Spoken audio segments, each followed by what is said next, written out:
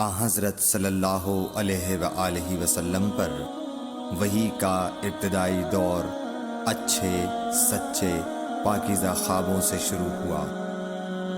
آپ خواب میں جو کچھ دیکھتے وہ صبح کی روشنی کی طرح صحیح اور سچا ثابت ہوتا۔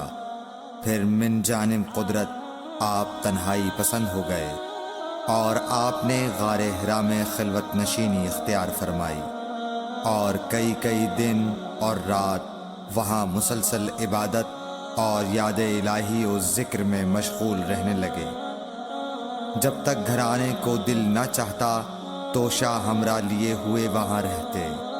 توشہ ختم ہونے پر ہی اہلیہ محترمہ حضرت خدیجہ رضی اللہ تعالی عنہا کے پاس تشریف لاتے اور کچھ توشہ ہمراہ لے کر پھر وہاں جا کر خلوت گزین ہو جاتے۔ یہی طریقہ جاری رہا یہاں تک کہ آپ پر حق منکشف ہو گیا اور آپ غار حرا ہی میں قیام پذیر تھے کہ اچانک حضرت جبرائیل علیہ السلام آپ کے پاس حاضر ہوئے اور کہنے لگے کہ اے محمد پڑھو۔ آپ فرماتے ہیں کہ میں نے کہا کہ میں پڑھنا نہیں جانتا۔ آپ صلی اللہ علیہ وسلم فرماتے ہیں کہ فرشتے نے مجھے پکڑ کر اتنے زور سے بھینچا کہ میری طاقت جواب دے گئی۔ پھر مجھے چھوڑ کر کہا پڑھو۔ میں نے پھر وہی جواب دیا کہ میں پڑھا ہوا نہیں ہوں۔ اس فرشتے نے مجھ کو نہایت ہی زور سے بھینچا کہ مجھ کو سخت تکلیف محسوس ہوئی۔ پھر اس نے کہا کہ پڑھ۔ میں نے کہا میں پڑھا ہوا نہیں ہوں۔ فرشتے نے تیسری بار مجھ کو پکڑا اور تیسری مرتبہ پھر مجھ کو بھینچا۔ پھر مجھے چھوڑ دیا اور کہنے لگا کہ پڑھو اپنے رب کے نام کی مدد سے جس نے پیدا کیا اور انسان کو خون کی پھٹکی سے بنایا۔ پڑھو اور آپ کا رب بہت ہی مہربانیاں کرنے والا ہے۔ بس یہی آیتیں آپ حضرت جبرائیل علیہ السلام سے سن کر اس حال میں غار حرا سے واپس ہوئے کہ آپ کا دل اس انوکھے واقعے سے کانپ رہا تھا۔ آپ حضرت خدیجہ کے ہاں تشریف لائے اور فرمایا کہ مجھے کمبل اوڑھا دو، مجھے کمبل اوڑھا دو۔ لوگوں نے آپ کو کمبل اوڑھا دیا۔ جب آپ کا ڈر جاتا رہا تو آپ نے اپنی زوجہ محترمہ حضرت خدیجہ رضی اللہ تعالی عنہا کو تفصیل کے ساتھ یہ واقعہ سنایا اور فرمانے لگے کہ مجھ کو اب اپنی جان کا خوف ہو گیا ہے۔ آپ کی اہلیہ محترمہ حضرت خدیجہ رضی اللہ تعالی عنہا نے آپ کی ڈھارس بندھائی اور کہا کہ آپ کا خیال صحیح نہیں ہے۔ اللہ کی قسم آپ کو اللہ کبھی رسوا نہیں کرے گا۔ آپ تو اخلاق فاضلہ کے مالک ہیں۔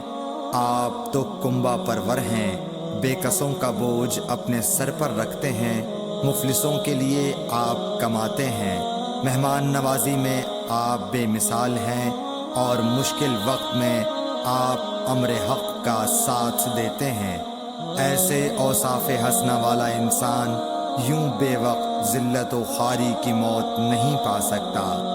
پھر مزید تسلی کے لیے حضرت خدیجہ رضی اللہ تعالی عنہا آپ کو ورقہ بن نوفل کے پاس لے گئیں جو ان کے چچا زاد بھائی تھے اور زمانہ جاہلیت میں نصرانی مذہب اختیار کر چکے تھے اور عبرانی زبان کے کاتب تھے۔ چنانچہ انجیل کو بھی حسب منشائے خداوندی عبرانی زبان میں لکھا کرتے تھے۔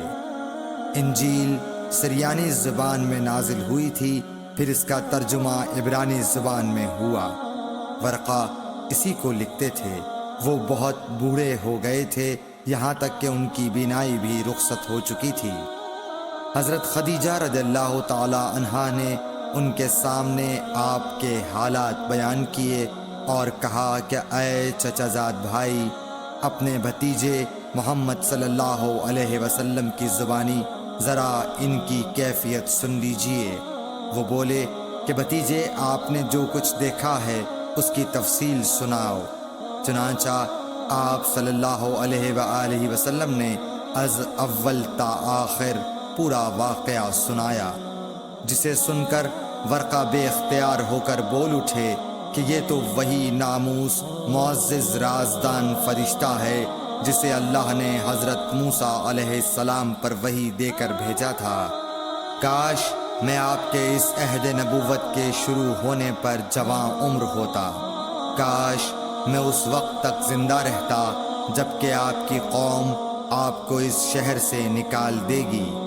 رسول کریم صلی اللہ علیہ وآلہ وسلم نے یہ سن کر تعجب سے پوچھا کہ کیا وہ لوگ مجھ کو نکال دیں گے، حالانکہ میں تو ان میں صادق و امین و مقبول ہوں۔ ورقہ بولا، ہاں یہ سب کچھ سچ ہے، مگر جو شخص بھی آپ کی طرح امر حق لے کر آیا لوگ اس کے دشمن ہی ہو گئے ہیں۔ اگر مجھے آپ کی نبوت کا وہ زمانہ مل جائے تو میں آپ کی پوری مدد کروں گا، مگر ورقہ کچھ دنوں کے بعد انتقال کر گئے، پھر کچھ عرصے تک وحی کی آمد موقوف رہی۔ صحیح بخاری حدیث نمبر 3۔